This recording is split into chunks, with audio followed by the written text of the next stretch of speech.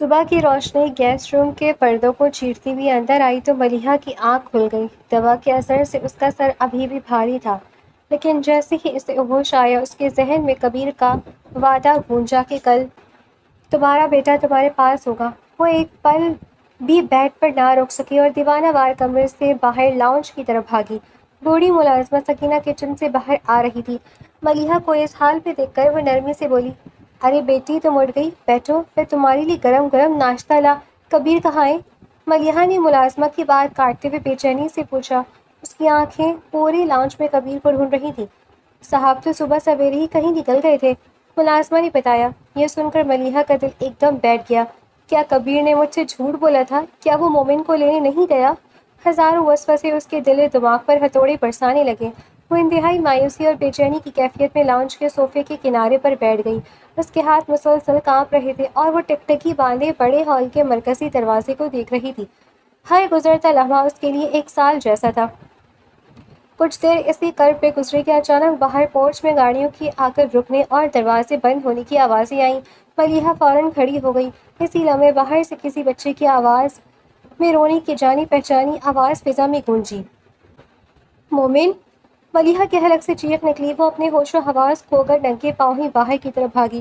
باہر پورچ کا منظر دیکھتے ہی ملیحہ کے آنسو ابل پڑے۔ کبیر گاڑی سے اتر چکا تھا اور ننھا مومن جو ڈر کے مارے بری طرح رو رہا تھا کبیر کی مضبوط گود میں تھا۔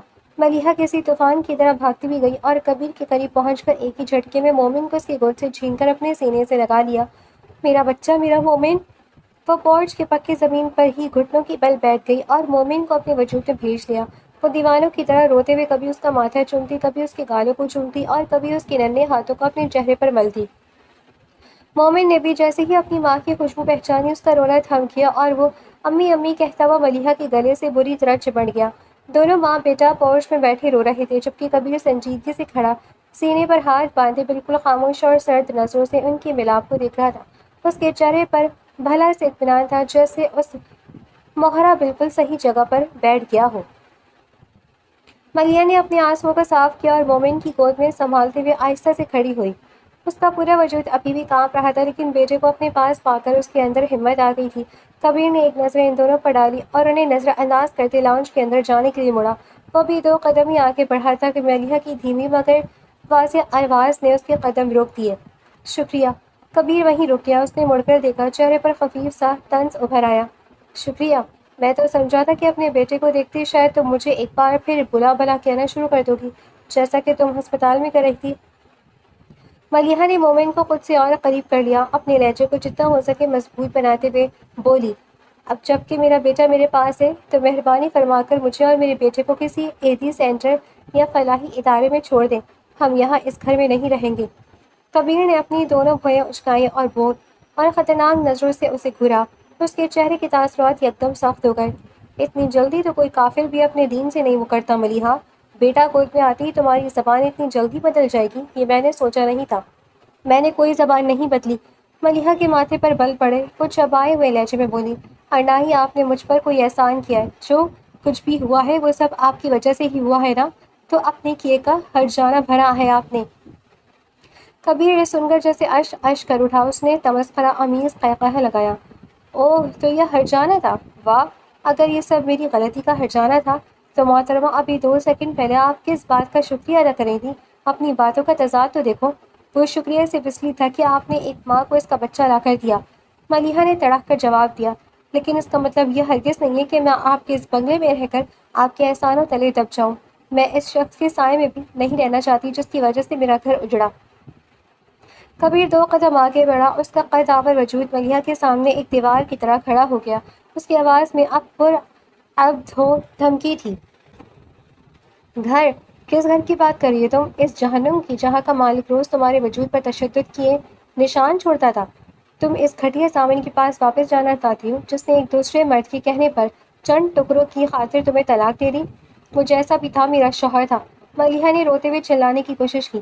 کم از کم میرے کردار پر یہ انگلیاں تو نہیں اٹھتی تھیں۔ تمہارا وہ شوہر ایک نمبر کا بکاؤ تھا ملیحہ، کبیر نے اس کی بات کاٹتے ہوئے انتہائی سرد اور ٹھنڈے لہجے میں کہا، اور رہی بات یہاں سے جانے کی تو اپنے دماغ سے یہ فلاحی ادارے اور عیدی ہوم کا بھوت نکال دو۔ تم یہاں سے کہیں نہیں جا رہی۔ کیوں نہیں جا سکتی میں؟ آپ مجھے زبردستی قید نہیں رکھ سکتے۔ ملیحہ نے تنگ کر کہا۔ کبیر نے نیچے جھک کر مومن کے معصوم چہرے کو دیکھا جو سہم کر اپنی ماں کے گلے لگا ہوا تھا، پھر دوبارہ ملیحہ کی آنکھوں میں جھانکا۔ میں تمہیں قید نہیں رکھ رہا، لیکن اگر تم اس چوکھٹ سے باہر قدم نکالو گی تو یاد رکھنا یہ بچہ اسی وقت تم سے دوبارہ چھین لیا جائے گا، اور اس بار اسے ایسی جگہ چھپاؤں گا جہاں دنیا کا کوئی قانون، کوئی ارادہ اور کوئی ادارہ اسے ڈھونڈ نہیں پائے گا۔ اب فیصلہ تمہارا ہے، اپنی انا عزیزہ یا بیٹا۔ ملیحہ کے چہرے پر شدید غصے اور بے بسی کے تاثرات ابھر آئے۔ اس نے مومن کو اور مضبوطی سے اپنے سینے سے بھیجا اور چبا کر بولی، تم مجھے بلیک میل کر رہے ہو کبیر؟ یہ میرا بیٹا ہے، میرا اس پر کوئی حق نہیں ہے، کوئی قانونی یا اخلاقی حق نہیں۔ کبیر نے اس کی تپی ہوئی آنکھوں کو دیکھا، پھر بالکل پرسکون انداز میں اپنا ہاتھ اپنے ماتھے پر پھیرا جیسے وہ کسی الجھن کو صاف کر رہا ہو۔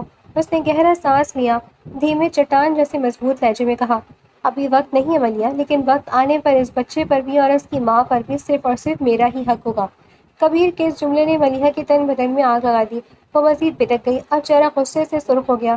تم جیسا سوچ رہے ہو نا کبیر، ایسا کچھ بھی نہیں ہونے والا۔ مجھے تو تم اب بالکل پاگل لگ رہے ہو۔ تم ایک بیمار ذہن انسان ہو جو زبردستی ہم پر مسلط ہو رہا ہے۔ کبیر کے لبوں پر دلکش مسکراہٹ رقص کرنے لگی۔ وہ ایک قدم اور آگے بڑھا۔ ہاں پاگل تو میں واقعی ہوں ملیحہ، اور میں دل سے چاہتا ہوں کہ مجھے اپنا وہ اصلی پاگل پن تمہیں نہ دکھانا پڑے، اس لیے بی کیئرفل۔ میں جن سے محبت کرتا ہوں نا، ان کے لیے میں ضرورت سے زیادہ سخت ہو جاتا ہوں، اور میری وہ سختی تم برداشت نہیں کر پاؤ گی۔ ملیحہ نے نفرت سے اپنا چہرہ دوسری طرف پھیرا، لیکن پھر جیسے اسے ایک کچھ دم یاد آنے پر اس نے فوراً کبیر کی طرف دیکھا۔ اس کی آواز میں اب شرعی اور قانونی حجت تھی۔ میں عدت میں ہوں کبیر، میں تمہارے ساتھ ایک چھت تلے نہیں رہ سکتی، یہ گناہ ہے۔ کبیر جو اپنی بات ختم کر کے اندر جانے کے لیے مڑ چکا تھا، ملیحہ کے اس جملے پر وہیں رک گیا۔ اس نے فضا میں ایک گہری سانس لی اور آہستہ سے واپس ملیحہ کی طرف پلٹا۔ اس کے چہرے کی سختی اب سنجیدہ احترام میں بدل چکی تھی۔ یہ ایک ویلڈ ریزن ہے؟ کبیر نے اس کے عقیدے اور عدت کا احترام کرتے ہوئے کہا۔ ٹھیک ہے ملیحہ، جب تک تمہاری عدت پوری نہیں ہو جاتی میں تمہیں سامنے نہیں آؤں گا۔ میں اس بنگلے کے دوسرے حصے میں رہوں گا اور تمہیں میری جھلک بھی دکھائی نہیں دے گی، لیکن یہ سب تبھی ہوگا اگر تم یہاں کوئی ہٹ درمی یا بھاگنے کی کوشش نہ کرو تو، اور مجھے پوری امید ہے کہ تمہیں اپنی آبرو اور اپنے پردے کا خیال مجھ سے زیادہ ہوگا۔ کبیر نے ایک آخری نظر ملیحہ کے زرد پڑتے چہرے پر ڈالی اور بغیر کوئی اور لفظ بولے لمبے ڈگ بھرتا ہوا بنگلے کے اندر چلا گیا، جبکہ ملیحہ وہیں پورچ پہ کھڑی اس کی پشت کو دیکھتی رہ گئی، جہاں اب عارضی جنگ بندی تو ہو چکی تھی۔ باہر پورچ میں گاڑی کے سٹارٹ ہونے اور گیٹ سے باہر نکلنے کی آواز آئی تو ملیحہ نے سکون کا سانس لیا۔ کبیر کے جانے کے بعد وہ مومن کو مضبوطی سے گود میں سنبھالے کمرے سے باہر آئی۔ لاؤنج کے نرم و آرام دہ صوفے پر بیٹھتے ہی اس نے مومن کو اپنے سامنے کیا، اس کے معصوم چہرے کو دونوں ہاتھوں کے پیالے میں بھر کر بے تحاشا چومنے لگا۔ میرا بچہ ٹھیک ہے نا؟ انہوں نے تمہیں مارا تو نہیں؟ کوئی تکلیف تو نہیں دی میرے بیٹے کو؟ ملیحہ کی آواز میں بے چینی صاف جھلک رہی تھی۔ مومن نے نفی میں سر ہلایا اور اپنی چھوٹی سی باہوں کو ماں کے گلے میں ڈال دیا۔ وہ سہم ضرور گیا تھا، لیکن اپنی ماں کے پاس آ کر اب وہ خود کو محسوس کر رہا تھا۔ بوڑھی ملازمہ دروازے کے پاس کھڑی مسکرا کر دونوں ماں بیٹے کے اس پیار کو دیکھ رہی تھی۔ اس کی آنکھوں میں ان دونوں کے لیے گہری ہمدردی تھی۔ کچھ دیر اسی طرح گزری کہ ننھے مومن نے ملیحہ کا دوپٹہ کھینچتے ہوئے دھیمی آواز میں کہا، امی مومن کو بہت بھوک لگی ہے۔ مومن کی بات سن کر ملیحہ کے چہرے پر یکدم پریشانی کے تاثرات ابھر آئے۔ یہ اس کا اپنا گھر نہیں تھا، وہ یہاں ایک قیدی کی طرح تھی۔ اسے سمجھ نہیں آیا کہ وہ کیا کرے۔ اس نے گھبراہٹ اور جھجک سے سامنے کھڑی بوڑھی ملازمہ کی طرف دیکھا۔ ملازمہ اس کی پریشانی فوراً سمجھ گئی۔ وہ مسکراتی ہوئی آگے بڑھی اور مومن کے پاس بیٹھ کر اس کے گال کو چھوا۔ ارے واہ، ہمارے چھوٹے شہزادے کو بھوک لگی ہے۔ شہزادے بتاؤ کیا کھاؤ گے؟ جو بولو گے دادی ابھی تمہارے لیے بنا جائے گی۔ مومن کی آنکھیں چمک اٹھی۔ اس نے معصومیت سے پوچھا، سچ؟ میں جو بھی کہوں گا آپ بنا دیں گی؟ مومن، ملیحہ نے فوراً ٹوکتے ہوئے شرمندگی سے ملازمہ کی طرف دیکھا۔ نہیں اماں، آپ زحمت مت کریں، اس کے لیے بس تھوڑی سی چائے اور ایک روٹی دے دیں، مومن یہی کھاتا ہے۔ وہ اپنے سسرال کے دور دور کو نہیں بھولی تھی، جہاں مومن کو اکثر صرف سوکھی روٹی اور چائے پر تنخواہ دیا جاتا تھا۔ ملیحہ کی بات سن کر مومن نے فوراً اپنے چھوٹے چھوٹے ہاتھ ہلا کر احتجاج کیا، پر امی، مومن تو انڈا بھی کھاتا ہے اور مومن کو تو جوس بھی بہت پسند ہے۔ مومن کی معصومانہ ضد پر ملیحہ کا چہرہ شرمندگی اور بے بسی سے سرخ ہو گیا۔ اس نے نظریں جھکا لی۔ اسے لگا کہ ملازمہ شاید ان کی غربت کے حالات کا اندازہ لگا لے گی۔ ملازمہ نے ملیحہ کی شرمندگی کو محسوس کیا تو اس نے محبت سے ملیحہ کے کندھے پر ہاتھ رکھا۔ بیٹی شرمندہ کیوں ہوتی ہو؟ یہ بچہ اب اس گھر کا شہزادہ ہے، یہاں کسی چیز کی کمی نہیں ہے۔ پھر وہ مومن کی طرف مڑی۔ ٹھیک ہے میرے شہزادے، ابھی تمہارے لیے فرائی انڈا، مکھن لگی روٹی اور ٹھنڈا ٹھنڈا جوس لاتی ہوں۔ ملازمہ ہنستی ہوئی کچن کی طرف چلی گئی اور کچھ ہی دیر میں ایک خوبصورت ٹرے میں گرم گرم بہترین ناشتہ تیار کر کے لے آئیں۔ انڈے کی خوشبو اور رنگ برنگ جوس دیکھ کر مومن خوشی سے اچھل پڑا۔ ملازمہ نے ٹیبل پر ناشتہ لگایا تو مومن اپنی ماں کا ہاتھ کھینچ کر بولا، امی آپ بھی کھاؤ نا۔ ملیحہ نے پہلے تو ہچکچاہٹ دکھائی، لیکن بیٹے کی خوشی اور اس کے اصرار پر اس کے چہرے پر بھی ہلکی سی مسکراہٹ آ گئی۔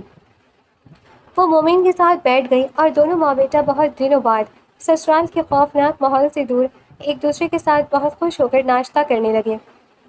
کبیر کے ہاتھوں بدترین پٹائی کے بعد محلے والے ضامن کو قریبی کلینک لے گئے تھے، جہاں اس کی مرہم پٹی کی جا رہی تھی۔ رخسار اسی کلینک کے باہر اپنی شاندار مہنگی گاڑی سے اتری اور اپنے مخصوص نخرے اور ٹھاٹ باٹ کے ساتھ اندر داخل ہوئی۔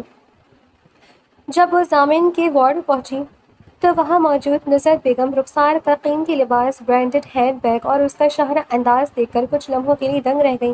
رخسار دور سے ہی کسی بہت امیر گھرانے کی لڑکی لگ رہی تھی۔ نصرت بیگم نے دل ہی دل میں سوچا کہ ان کے بیٹے کی قسمت جاگ گئی ہے۔ رخسار کو دیکھتے ہی نصرت بیگم نے جان بوجھ کر مظلوم بننے کی اداکاری شروع کر دی اور ملیحہ کو جھوٹی آوارگی کے قصے سنانے لگی۔ ارے رخسار بیٹی، دیکھو میرے معصوم بیٹے کا کیا حال کر دیا ہے۔ یہ سب اس کل مٹھی آوارہ ملیحہ کی وجہ سے ہوا ہے۔ اسی کے ایک گنڈے عاشق نے آ کر میرے بیٹے پر یہ ظلم ڈھایا ہے۔ رخسار نے اپنے چہرے پر مصنوعی غصے کے تاثرات لائے اور بناوٹی حقارت سے بولی، آنٹی پلیز آپ اس نیچ لڑکی کا ذکر میرے سامنے اب بالکل نہ کریں، جس کی وجہ سے ضامن کا یہ حال ہوا ہے۔ ہائے بیٹی، کیسے ذکر نہ کرو؟ نصرت بیگم نے دوپٹے سے جھوٹے آنسو صاف کرتے ہوئے آویلا مچایا۔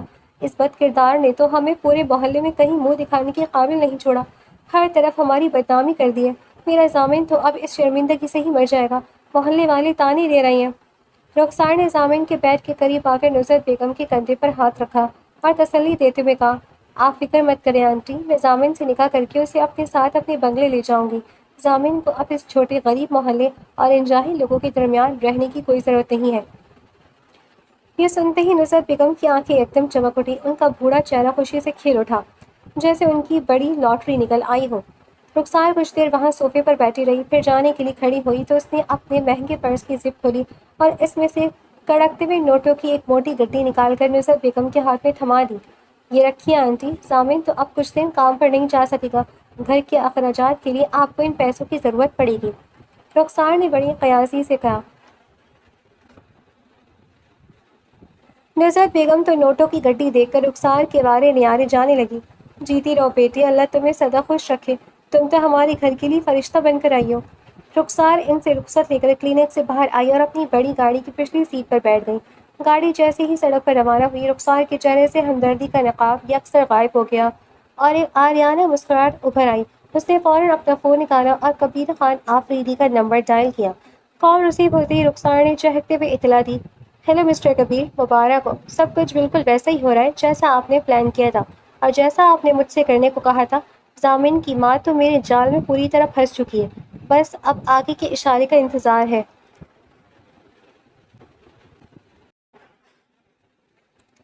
ابتسام سکندر کو یونیورسٹی آئے کئی دن گزر چکے تھے۔ وقت کے ساتھ ساتھ دونوں کے درمیان کی تلخی کافی حد تک کم ہو چکی تھی اور عائشہ کے ساتھ ابتسام کا رویہ اب کافی نرم اور پروفیشنل ہو گیا تھا، جس کی وجہ سے عائشہ کا اعتماد بھی اس پر بحال ہو چکا تھا۔ آج یونیورسٹی آف ہوئی تو عائشہ آفریدی روز کی طرح اپنی گاڑی میں گھر کے لیے نکلی۔ یونیورسٹی سے کچھ دور ایک سنسان سڑک پر اچانک عائشہ کے ڈرائیور نے بریک لگائی۔ کیا ہوا عمران، گاڑی کیوں روکی؟ عائشہ نے آگے دیکھتے ہوئے پوچھا۔ باجی آگے کوئی جھگڑا چل رہا ہے۔ ارے وہ تو ڈکیت کسی شریف آدمی کو لوٹ رہے ہیں، ڈرائیور نے حیرت سے کہا۔ عائشہ نے گھبرا کر باہر دیکھا۔ 8 بائک سوار ڈکیتوں نے ابتسام کی گاڑی کو گھیرا ہوا تھا اور ان کی ابتسام سے باقاعدہ ہاتھا پائی ہو رہی تھی۔ ابتسام اکیلا ان کا مقابلہ کرنے کی کوشش کر رہا تھا۔ گاڑی آگے بڑھاؤ عمران، جلدی، عائشہ نے گھبراتے ہوئے اپنے ڈرائیور کو حکم دیا۔ تم لوگ باہر نکلو اور سر کی مدد کرو۔ عائشہ خود بھی اس صورتحال سے خوفزدہ ہو کر گاڑی سے نیچے اتر آئی اور گارڈز پر چلائی۔ عائشہ کے مسلح گارڈز کو دیکھتے ہی گنڈوں نے پوزیشن سنبھال لی اور دونوں طرف سے گھتم گھتاں لڑائی شروع ہو گئی۔ اسی دوران فضا میں گولی چلنے کی آواز گونجی، ٹھا گولی کی آواز سنتی عائشہ خوف سے چیخ اٹھی۔ اس سے پہلے کہ وہ کچھ سمجھ پاتی، ابتسام لپک کر اس کے پاس پہنچا، اس کا بازو پکڑا۔ عائشہ گاڑی میں بیٹھو، یہاں خطرہ ہے۔ اس نے عائشہ کو اپنی گاڑی کی فرنٹ سیٹ کی طرف دھکیلا۔ اسی ہڑبڑاہٹ اور کھینچا تانی میں ابتسام نے بہت صفائی سے ایک جھٹکا دیا، جس سے عائشہ کا ہینڈ بیگ اس کے ہاتھ سے چھوٹ کر نیچے سڑک پر جا گرا۔ عائشہ اتنی شدید گھبراہٹ میں تھی کہ اسے پتہ ہی نہیں چلا کہ اس کا بیگ، جس میں اس کا فون تھا، وہیں رہ گیا ہے۔ وہ خود کو بچانے کے لیے فوراً ابتسام کی گاڑی میں بیٹھ گئی۔ ابتسام نے ایک سیکنڈ ضائع کیے بغیر ڈرائیونگ سیٹ سنبھالی، گاڑی سٹارٹ کی اور فل اسپیڈ میں وہاں سے نکال لے گیا۔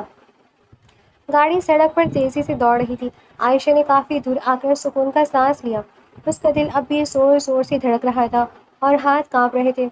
اسے اس حد تک گھبرایا ہوا دیکھ کر ابتسام نے گاڑی چلاتے ہوئے بہت نرم اور تسلی بخش لہجے میں کہا، ریلیکس عائشہ، تم بالکل محفوظ ہو، گھبراؤ مت۔ تھینک یو سر، اگر وقت پر ہم نہ آتے تو؟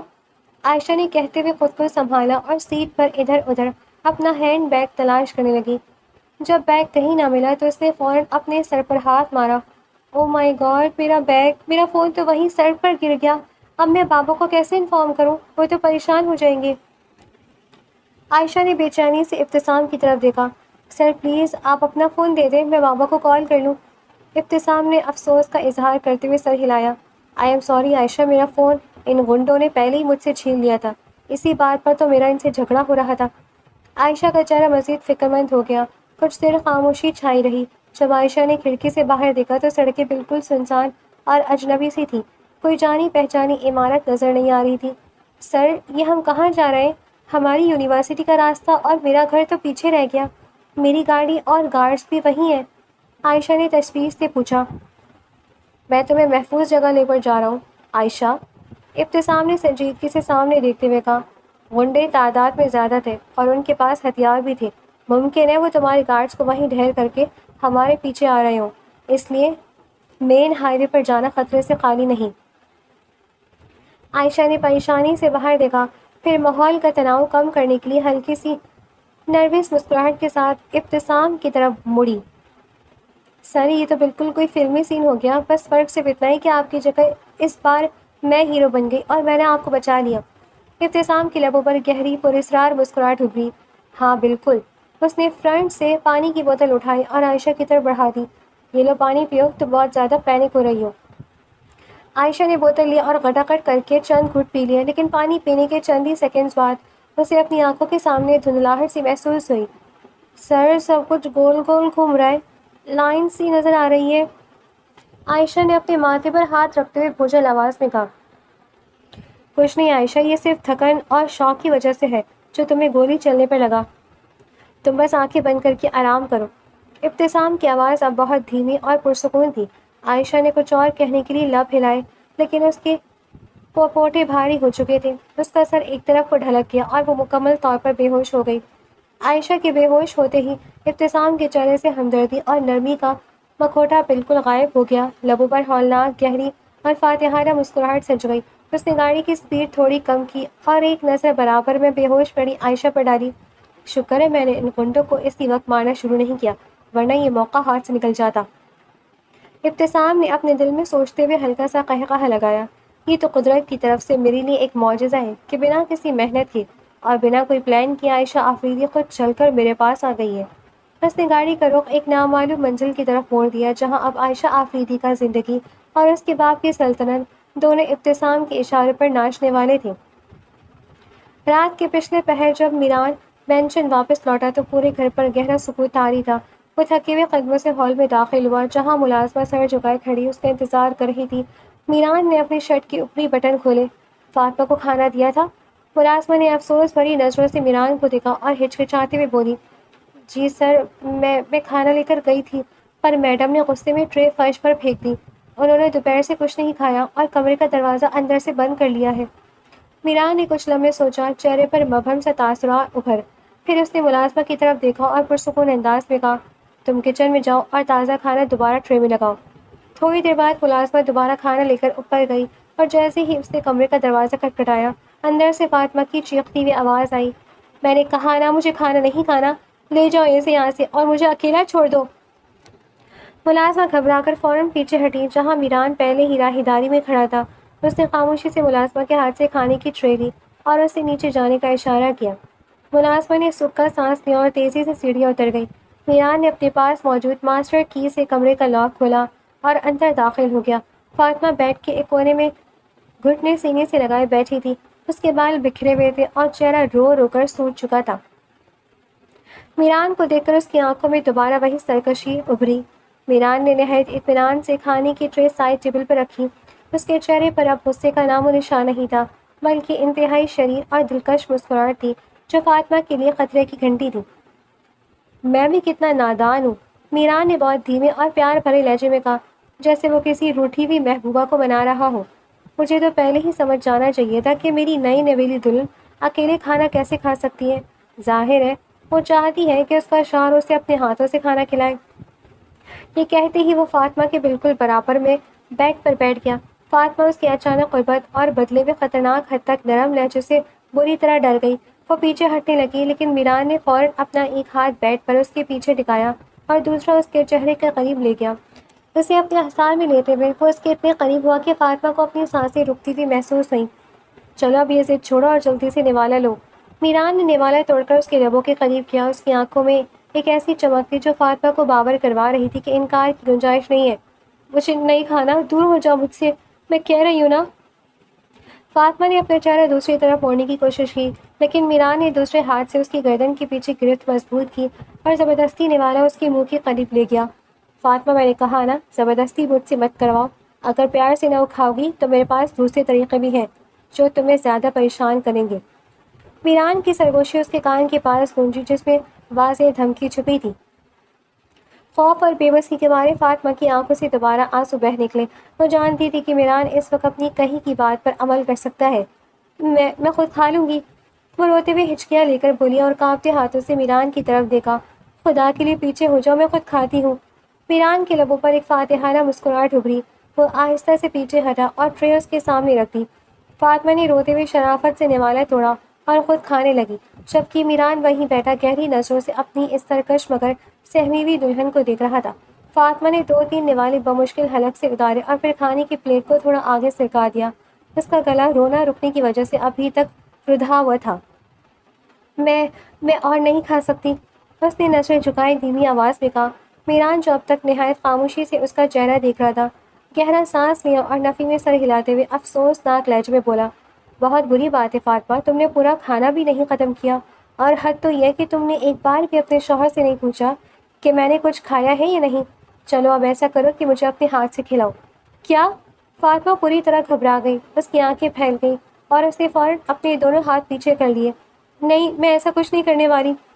اس کی معصومانہ حرکت دیکھ کر میران کے لبوں پر مسکراہٹ ابھری۔ اس نے ٹرے اٹھا کر سائڈ ٹیبل پر رکھی اور سیدھا ہوتے ہوئے بولا، رومانس کا بالکل شوق نہیں ہے تمہیں؟ خیر، میں مذاق کر رہا تھا، اب چپ چاپ آرام کرو، صبح بات ہوگی۔ وہ گہری نظریں اس پر ڈال کر کمرے سے باہر نکل گیا، جس پر فاطمہ نے سکھ کا سانس لیا۔ رات کے پچھلے پہر جب پورا مینشن اندھیرے اور خاموشی میں ڈوب چکا تھا، میران خاموشی سے کمرے میں داخل ہوا۔ وہ اپنے کپڑے تبدیل کر چکا تھا اور کافی تھکا ہوا لگ رہا تھا۔ فاطمہ بیڈ کے ایک کونے میں سو رہی تھی۔ جیسے ہی میران نے بیڈ کی دوسری طرف کمبل ہٹایا اور لیٹنے لگا، فاطمہ کسی کرنٹ کی طرح بھدک کر بیڈ سے کھڑی ہو گئی۔ میران نے چونک کر اسے دیکھا۔ اب کیا ہوا فاطمہ، تم ابھی تک جاگ رہی ہو اور یوں کیوں کھڑی ہو گئی؟ آپ یہاں کیوں لیٹ رہی ہیں؟ فاطمہ نے کانپتی آواز میں رونا روکتے ہوئے سوال کیا۔ آپ نے خود ہی تو کہا تھا کہ مجھے اس رشتے کی قبول کرنے کے لیے جتنا وقت چاہیے آپ دیں گے۔ میں ابھی آپ کے ساتھ ایک کمرے میں ایک بیڈ پر نہیں رہ سکتی۔ میران نے کچھ لمحے اس کے خوفزدہ چہرے کو دیکھا، پھر بیڈ پر تھوڑا پیچھے ہوتے ہوئے اپنے دونوں ہاتھ سر کے نیچے رکھ لیے۔ آنکھوں میں شرارت ابھری۔ او گاڈ، اس نے دھیمے سے مسکراتے ہوئے کہا، یعنی بعد میں میرے ساتھ ایک ہی کمرے اور ایک ہی بیڈ پر رہنے کا پورا ارادہ ہے تمہارا؟ میرا وہ مطلب نہیں تھا۔ فاطمہ کا چہرہ غصے اور شرمندگی سے سرخ ہو گیا۔ ویسے فاطمہ، جو بعد میں بھی میرے ساتھ ہی رہنا ہے تو پھر ابھی سے کیوں نہیں؟ وقت ضائع کرنے کا کیا فائدہ؟ میران نے جان بوجھ کر اسے تنگ کرنے والی لہجے میں پوچھا۔ فاطمہ کی گھبراہٹ اب حد سے بڑھنے لگی تھی۔ وہ رونے ہی والی تھی اور دیوار کی طرف قدم بڑھانے لگی۔ اس کی سچی مچی کی پریشانی دیکھ کر میران کا دل پگھل گیا۔ اس کے چہرے سے شرارت غائب ہوئی اور وہ بیڈ سے کھڑا ہو گیا۔ رکو، گھبراؤ مت، میران نے اپنے ہاتھ ہوا میں لہراتے ہوئے اسے پرسکون رہنے کا اشارہ کیا۔ میں تمہیں مجبور نہیں کرا، تم آرام سے یہاں سو جاؤ، میں باہر برابر والے اسٹڈی روم میں جا رہا ہوں۔ اس نے بیڈ سے اپنا تکیہ اٹھایا اور فاطمہ کے قریب سے گزرتے ہوئے رک کر دھیمے سے بولا، دروازہ اندر سے لاک کر لینا، کہیں میری نیت نہ بدل جائے اور تمہارے لیے مشکل ہو جائے۔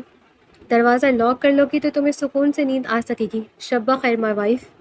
وہ گہرا اور پرسکون سانس لیتا کمرے سے باہر نکل گیا اور فاطمہ وہیں کھڑی بند ہوتے دروازے کو دیکھتی رہ گئی، جس کے دل میں میران کے اس رویے نے ایک عجیب سی ہلچل مچا دی تھی۔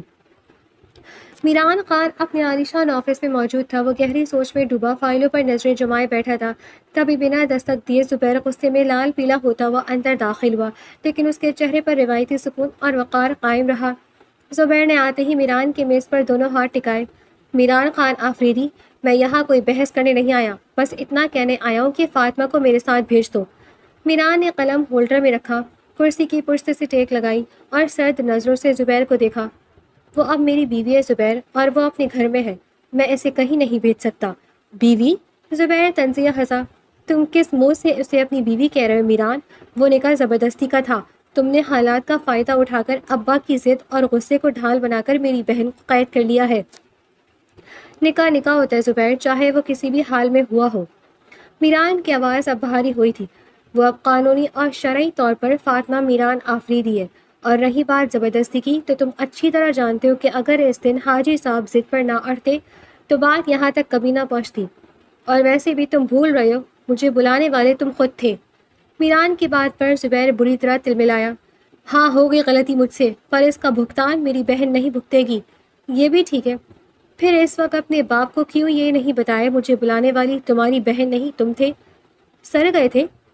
انتہائی بزدل ہو تم زبیر، اور اب میرے سامنے کھڑے ہو، پر میں تمہیں بتا دوں میں بزدل نہیں ہوں۔ میران کے کرارا وار کیا تھا کہ چند لمحے زبیر کی زبان ہل نہیں سکی تھی۔ دونوں کے درمیان کچھ دیر تک سخت جملوں کا تبادلہ ہوتا رہا۔ زبیر کا غصہ اور میران کا پکا ارادہ آمنے سامنے تھے۔ آخر کار زبیر نے دیکھا کہ میران کو جھکانا ناممکن ہے، تو اس نے گہرا سانس لیا اور اپنے لہجے کو تھوڑا نرم کرتے ہوئے سرنڈر کرنے والے انداز میں کہا، ٹھیک ہے میران، میں مانتا ہوں کہ ابا نے غصے میں غلط فیصلہ کیا، لیکن تم فاطمہ کی حالت تو سمجھو، وہ اس وقت شدید صدمے میں ہے۔ میری بات مانو، فی الحال اسے میرے ساتھ جانے دو، میں گھر جا کر ابا کو منا لوں گا، ان کا غصہ ٹھنڈا کروں گا، پھر جب وقت آئے گا تو ہم خود عزت سے اس کی رخصتی کر دیں گے۔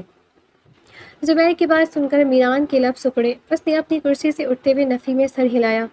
رخصتی؟ شاید تم بول رہے، فاطمہ کی رخصتی تو کل ہی ہو چکی تھی جب وہ میرے مینشن میں آئی تھی۔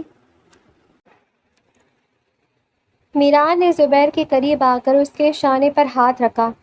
اب فاطمہ اس گھر سے صرف ایک ہی صورت میں واپس جائے گی، جب حاجی صاحب خود اپنی خوشی سے ہمارے ولیمے میں شریک ہوں گے، اور پھر اپنی شادی شدہ بیٹی کو رسم کے مطابق کچھ دنوں کے لیے اپنے گھر لے کر جائیں گے۔ اس سے پہلے وہ کہیں نہیں جا رہی۔ زبیر نے صدمے سے میران کو دیکھا، لیکن میران کے چہرے پر کوئی لچک نہیں تھی۔ میران نے اپنی بات کا اختتام کیا، فاطمہ میری عزت ہے اور وہ میرے پاس محفوظ ہے، لیکن ہاں تم اس کے بھائی ہو، جب تک حاجی صاحب کا غصہ ٹھنڈا ہی نہیں ہوتا تم جب چاہو جتنا چاہو اپنی بہن سے ملنے ہمارے گھر آ سکتے ہو، تمہیں کوئی نہیں روکے گا۔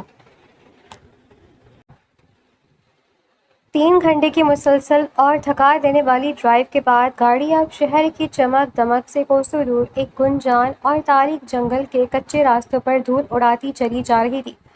چاروں طرف اونچے گھنے درختوں کا پہرا تھا اور پرندوں کی خوفناک آوازیں ماحول کو مزید سنسان بنا رہی تھی۔ جنگل کے بالکل بیچوں بیچ ایک چھوٹا سا پرانا کوارٹر بنا ہوا تھا، جو بظاہر برسوں سے ویران تھا۔ ابتسام نے گاڑی ٹھیک اس کے سامنے روکی۔ انجن بند ہوتے ہی جنگل کا ہو کا عالم گاڑی کے اندر تک محسوس ہونے لگا۔ ابتسام گاڑی سے اترا اور دوسری طرف کا دروازہ کھول کر بے ہوش عائشہ کو دیکھا۔ اس نے جھک کر عائشہ کو اپنی باہوں میں اٹھا لیا۔ جیسے ہی اس نے عائشہ کو اوپر اٹھایا، عائشہ کے وجود کی نرمی اور خوشبو اس کے حواسوں سے ٹکرائی۔ زندگی میں پہلی بار کسی لڑکی کو اتنے قریب کرنے پر ابتسام کا دل ایک پل کے لیے غیر متوقع طور پر زور سے دھڑکا۔ اس کے قدم وہیں جم سے گئے۔ اس نے سختی سے اپنے اس ابھرتے ہوئے احساس کو جھٹکا اور خود کو سنبھالتا ہوا کوارٹر کے خستہ حال دروازے کو پاؤں سے دھکیل کر اندر داخل ہو گیا۔ اندر ایک پرانا بستر بچھا تھا۔ ابتسام نے نہایت آہستگی سے عائشہ کو اس بستر پر لٹایا۔ وہ اب بھی گہری نیند میں تھی۔ اس کے چہرے پر بلا کی معصومیت اور سکون تھا، وہ سکون جو کچھ ہی دیر میں ہمیشہ کے لیے ختم ہونے والا تھا۔ ابتسام چند لمحے ساکت کھڑا اسے دیکھتا رہا۔ اس کے چہرے کے تاثرات پھر کے معلوم ہو رہے تھے۔ ابھی وہ کچھ اور سوچتا کہ اس کی جیب میں رکھا دوسرا خفیہ فون تیز آواز کے ساتھ رنگ ہونے لگا۔ ابتسام نے عائشہ پر ایک آخری نظر ڈالی اور تیز قدموں سے کمرے سے باہر نکل کر دروازہ بند کر دیا۔ اس نے اسکرین دیکھی، اس کی ماں کی کال تھی۔ بٹن دبا کر اس نے فون کان سے لگایا تو دوسری طرف سے غصے اور بے چینی سے بھری آواز ابھری، کام کب ہوگا ابتسام؟ اب تک عائشہ آفریدی کو اغوا کیوں نہیں کیا تم نے؟ کتنا وقت اور لگے گا؟ ابتسام نے باہر جنگل کی ویرانی کو دیکھتے ہوئے دھیمے لہجے میں کہا، کام ہو گیا امی، عائشہ اس وقت میرے قبضے میں ہے۔ دوسری طرف ایک سیکنڈ کے لیے خاموشی چھائی، پھر اس کی ماں نے حیرت اور غصے کے ملے جلے تاثر کے ساتھ پوچھا، اگر کام ہو گیا تو وہ لڑکی کہاں ہے؟ تم نے اسے اب تک میرے پاس کیوں نہیں پہنچایا؟ اس میں مصلحت ہے امی، ابتسام نے سنجیدگی سے سمجھایا۔ عائشہ آفریدی کوئی عام لڑکی نہیں ہے، اس کے باپ کی پہنچ بہت اوپر تک ہے۔ اگر میں اسے فوراً آپ کے پاس لے آتا تو وہ لوگ اسے ڈھونڈتے ہوئے آپ تک پہنچ جاتے۔ میں آپ کو کسی بھی قیمت پر خطرے میں نہیں ڈال سکتا، اس لیے جب تک باہر معاملات ٹھنڈے نہیں ہوتے وہ یہاں میری تحویل میں ایک محفوظ جگہ پر رہے گی۔ جیسے ہی موقع ملا میں اسے آپ کے حوالے کر دوں گا۔ لیکن اس کی ماں اس کے اس جواب پر مطمئن نہیں ہوئی۔ اس کا لہجہ مزید تلخ اور شکی ہو گیا۔ مجھے کہانیاں مت سناؤ ابتسام، کہیں تمہارا ارادہ تو نہیں بدل گیا؟ اس لڑکی کا چہرہ دیکھ کر اس کی معصومیت نے تمہارا دل تو نہیں پگھلا دیا؟ ماں کی یہ بات سن کر ابتسام نے مڑ کر بند دروازے کو دیکھا، جیسے اس کی نظریں لکڑی کے اس پار بستر پر لیٹی عائشہ کے چہرے کو دیکھ رہی ہوں۔ اس کی آنکھوں میں ایک سرد منجمد کر دینے والی بیزاری ابھری۔ میرے دل میں یا میری زندگی میں ایسے کسی جذبے کی کوئی جگہ نہیں امی۔ اس کی آواز برف کی طرح ٹھنڈی تھی۔ میرا مقصد سے بدلا ہے اور میں وہ لے کر رہوں گا، ہونی بھی نہیں چاہیے۔ دوسری طرف سے اس کی ماں کی آواز میں برسوں پرانی نفرت اور تپش ابھر آئی۔ تم بھولنا نہیں ابتسام کہ اس آفریدی خاندان نے تمہاری ماں کے ساتھ کیا کیا تھا۔ مجھے سب یاد ہے امی۔ ابتسام نے سختی سے ان کی بات کاٹی، اس کا چہرہ غصے سے تپ اٹھا تھا۔ مجھے سب اچھے سے یاد ہے، مجھے بار بار مت دہرایا کرے، میں اپنا مقصد نہیں بھولا۔ اس نے ماں کو مزید بولنے کا موقع دیے بغیر کال کاٹ دی اور فون کو جیب میں ڈال دیا۔ رات کے پچھلے پہر جب جنگل کی خنکی اور اندھیرا مزید گہرا ہو چکا تھا، کوارٹر کے پرانے بستر پر لیٹی عائشہ کی پلکیں بھاری پن سے ہلی۔ ہوش اور بے ہوشی کے درمیان مولک اس نے اپنے سر میں شدید ہتھوڑے برستا ہوا درد محسوس کیا۔ آہ! اپنے ماتھے کو دونوں ہاتھوں سے دباتے ہوئے وہ اٹھنے کی کوشش کرنے لگی۔ اس کا سر بری طرح چکرا رہا تھا۔ وہ لڑکھڑاتی ہوئی دیواروں کا سہارا لیتے ہوئے قدم آگے بڑھانے لگی۔ کمرے کا دروازہ نیم وا تھا، وہ کسی طرح اسے دھکیل کر باہر کھلے صحن نما حصے میں آئی۔ ٹھنڈی ہوا کے جھونکوں نے اس کے حواس پر دستک تو دی، لیکن اس کے پیروں میں جان نہیں تھی۔ اچانک اس کا توازن بگڑا اور وہ زمین کی طرف گرنے لگی۔ اس سے پہلے کہ وہ سخت زمین پر گرتی، دو مضبوط ہاتھوں نے اسے فضا میں ہی تھام لیا۔ ابتسام جو باہر ہی موجود تھا، اس نے لپک کر اسے اپنی باہوں میں جکڑ لیا۔ عائشہ کا پورا وجود اس کے سہارے پر ٹکا ہوا تھا۔ اس نے غائب دماغی اور نیم آنکھوں سے اپنے سامنے موجود چہرے کو دیکھا۔ دوا کے اثر کی وجہ سے اس کا ذہن اب بھی دھندلا رہا تھا اور وہ چیزوں کو صحیح سے پرکھنے کے قابل نہیں تھی۔ تم مجھے ابتسام سر لگ رہے ہو، عائشہ نے ہچکی بندی آواز میں کہا، اس کے چہرے پر ہاتھ بڑھانے کی ناکام کوشش کرتے ہوئے کہا۔ اس کا انداز ایسا تھا جیسے وہ کوئی جواب یا خواب دیکھ رہی ہو۔ ابتسام نے کوئی جواب نہیں دیا، وہ بالکل خاموش پتھر کی مورت بنی گہری اور پراسرار آنکھوں سے اس کے معصوم لیکن مدہوش چہرے کو تکتا رہا۔ عائشہ نے اسے اپنے ارد گرد پھیلی ٹھنڈی ہوا کو محسوس کیا، پھر عجیب سی ناسمجھ مسکراہٹ کے ساتھ بولی، میں ہوا میں کیسے اڑ رہی ہوں؟ یہ درخت اتنے بڑے کیوں ہو گئے سر؟ کیا ہم بادلوں پر ہیں؟ وہ مکمل ہوش میں نہیں تھی، اس لیے نشے کی لہر میں الٹی سیدھی باتیں کیے جا رہی تھی۔ ابتسام سمجھ گیا کہ دوا کا اثر اب چھٹ رہا ہے، لیکن اسے پوری طرح بیدار کرنے کے لیے کچھ کرنا ہوگا۔ وہ اسے وہیں ایک لکڑی کے بینچ پر بٹھا کر اندر گیا اور پانی کا گلاس لے آیا۔ یہ لو پانی پیو عائشہ۔ عائشہ نے نفی میں سر ہلایا تو ابتسام نے اپنے ہاتھ میں پانی لیا اور پوری قوت سے اس کے چہرے پر پانی کے چند چھینٹے مارے۔ ٹھنڈے پانی کی بوندیں جیسے ہی عائشہ کے چہرے اور آنکھوں سے ٹکرائی، اس کے دماغ میں زوردار جھٹکا لگا۔ اس نے بے اختیار اپنی آنکھیں پوری کھول دی اور زور زور سے سانس لینے لگی۔ جیسے جیسے سیکنڈز گزر رہے تھے، اس کی یادداشت کے بند خانے کھل رہے تھے۔ یونیورسٹی کا وہ سنسان راستہ، غنڈے، گولی کی آواز اور پھر ابتسام کی گاڑی۔ مجھے کچھ یاد نہیں آ رہا، میرا سر پھٹ رہا ہے، عائشہ نے اپنے بالوں کو مٹھی میں بھیجتے ہوئے کہا۔ لیکن پھر اچانک اس کی نظر سامنے کھڑے ابتسام کے ہاتھ میں موجود پانی کی گلاس پر پڑی۔ اس نے پانی پیا تھا جس کے بعد وہ سب کچھ بھول چکی تھی۔ عائشہ کے چہرے کے تاثرات ایک دم بدلے، مدہوش کی جگہ اب حیرت اور خوف نے لے لی تھی۔ اس نے نظریں اٹھا کر ابتسام کو دیکھا، اس کی آنکھوں میں اب سوال ہی سوال تھے۔ آپ نے آپ نے جو مجھے پانی دیا تھا، اس میں کچھ تھا نا سر؟ عائشہ کی آواز میں اس بار کوئی بچپنا نہیں تھا، بلکہ ایک زبردست سمجھداری اور سچائی کا سامنا کرنے کا خوف تھا۔ ابتسام نے عائشہ کی اس اچانک بیداری اور ذہانت پر کوئی بہت سنجیدگی اور سرد مہر کے ساتھ ہاں میں سر ہلایا تھا اپنا، اور اسی باردار نظروں سے عائشہ کو دیکھنے لگا۔ اس کا یہ اقرار عائشہ کے پاؤں تلے سے زمین نکالنے کے لیے کافی تھا۔ السلام علیکم ریڈرز۔ ایپیسوڈ آج نہیں آنی تھی، آج گیپ تھا کیونکہ طبیعت ناساز تھی، پر آپ لوگوں کے کامنٹ پڑھ کر بہت مشکل سے لکھی ہے۔ یہ مت کہیے گا کہ چھوٹی ہے۔ شکریہ۔